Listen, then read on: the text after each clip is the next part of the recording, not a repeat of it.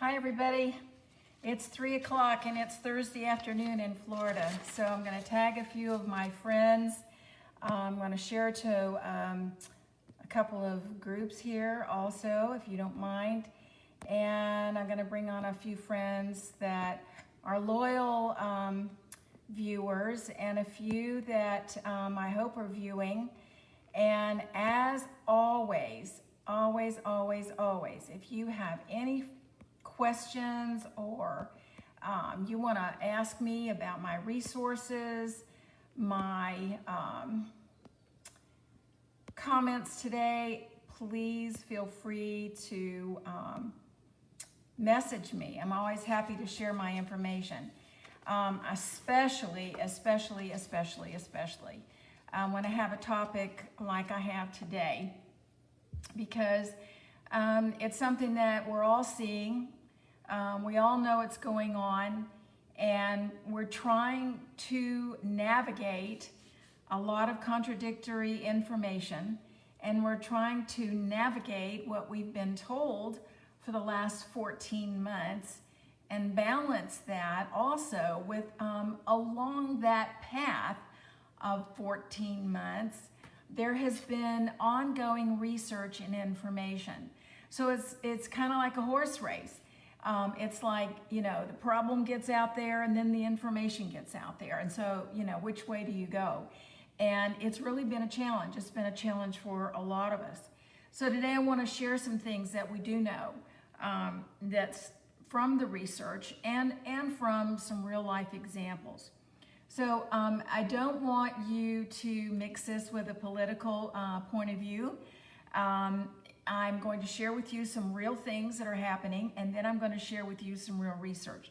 And the chart, the course that you chart is your own personal course, but I want you to understand some of the contradictions and some of the real life examples of what's really going on right now. And a lot of the information I'm going to share today is really going to compare the effect that we know things are having on children and the effects that things are having on adults, because as time goes on, we really are seeing a lot of different kinds of results. So if you have kids and grandkids, like most of us do, it's really important to understand these things. So I'm going to start with a few examples, and then I'm going to compare that with what we know in the research side. So here's a few examples. We're being told about how many people we should have at a wedding reception due to all the social restrictions. Recently, the school board in Salt Lake City, Utah met with a very large and very vocal group of parents because the governor had lifted the mask mandate because of all the guidelines that allowed him to lift the mask mandate. But the school board wants every child over the age of 12 to wear a mask. And they were so adamant about it that they adjourned the meeting while the parents were still protesting. It was just a mess. It was almost a fist fight. So, and that doesn't even include the discussion about younger children. In San Francisco, in the last few days, there's been a total of 27 COVID cases. At the same time, restaurants and businesses are in major lockdown. I'm sure you've all heard the message about 4th of July. Imagine that, the most American holiday that you could think of, but we're being told that if we gather, we should gather in small groups using appropriate social distancing and wearing masks to our outdoor barbecues. Now, this might be kind of funny, but it's not. At the same time, Vice President Harris and her husband exchange a kiss as she's leaving outdoors, and they're kissing, both wearing a mask while outdoors, also having been vaccinated. Another one you might have heard about, President Biden and his wife visit former President Carter and his wife. The Carters are 94 and 96 years of age. President Biden is wearing his mask outside while approaching their home, and yet inside for the conversation and the photo ops, he and his wife remove their masks and basically are shown knee to knee, shoulder to shoulder, not wearing a mask at all. Now, here's my last example. This is a real world example that's just happened in the last couple of days. My husband is on an international business trip. We had to go through a lot of hoops, a lot of changes, and we all know what they are. It's like rapid test.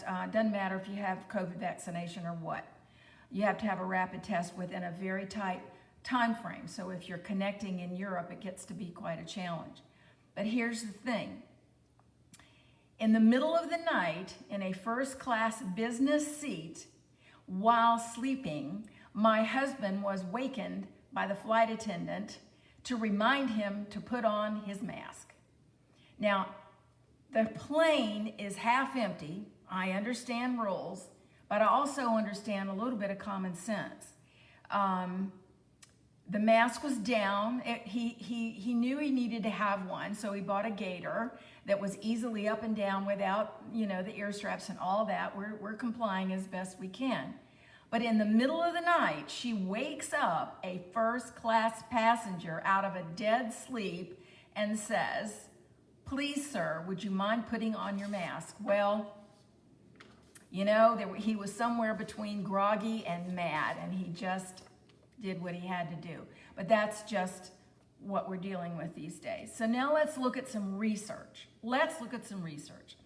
Always happy to share this.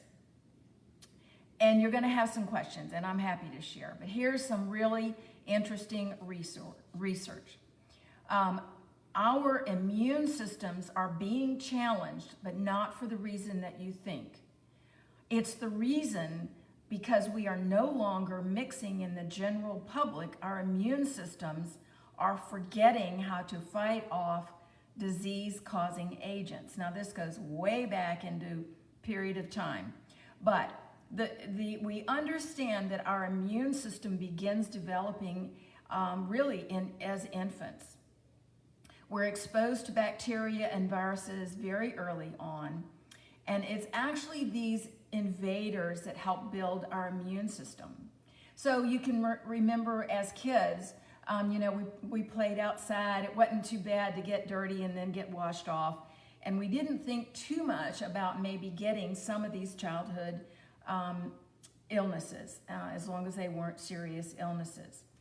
But because of the current situation, these microbes are not getting into our system, and our immune system is losing its ability to fight off these common things because of long-term lockdowns.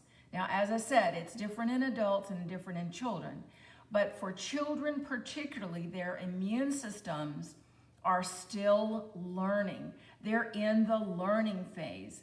And it's an essential link between allergic conditions and the exposure to microbes that we have as children that actually help build our immunity as we age. So we lose these measures and these immunities as we continue to lock down or attempt to lock down infections and microbes. We want to lock down infections, but we don't want to lock down microbes, but unfortunately we're doing both. So measures like frequent hand washing are actually destroying some of the good microbes.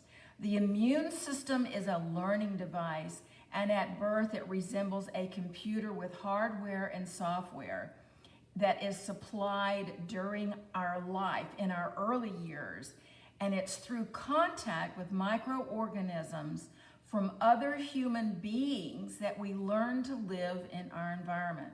Wow.